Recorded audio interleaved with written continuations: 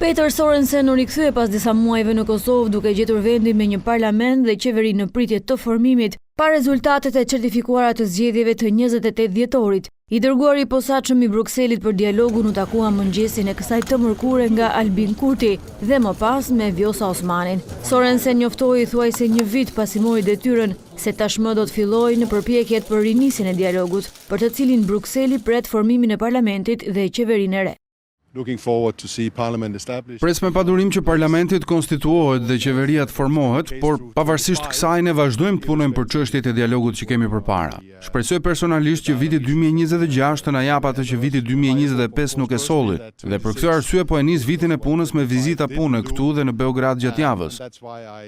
Sorensen u pyet për pozicionin që do të mbajë Brukseli sa i takon kërkesës së Kosovës për të rinisur bisedimet për normalizimin e marrëdhënieve me Beogradin, atë të ekstradimit të Milan Radojčić dhe personave që kryen sulmin në Banjsk. Emisari special tha se synimi është një takim i nivelit të lartë. Ajo që do të bëjmë është ajo që na është kërkuar nga bota në kuadër të lehtësimit të dialogut, të sigurohemi që të dyja palët të ulen dhe të bisedojnë. Pra duhet të gjejmë një mënyrë që kjo të ndodhë. Përfaqësuesja e lartë i ka vizituar si Beogradin ashtu edhe Prishtinën vitin e kaluar. Aty pati angazhime se do të ketë një takim kur koha të jetë e duhur. Ajo do ta thras takimin, palët do të vinë dhe do të shohim.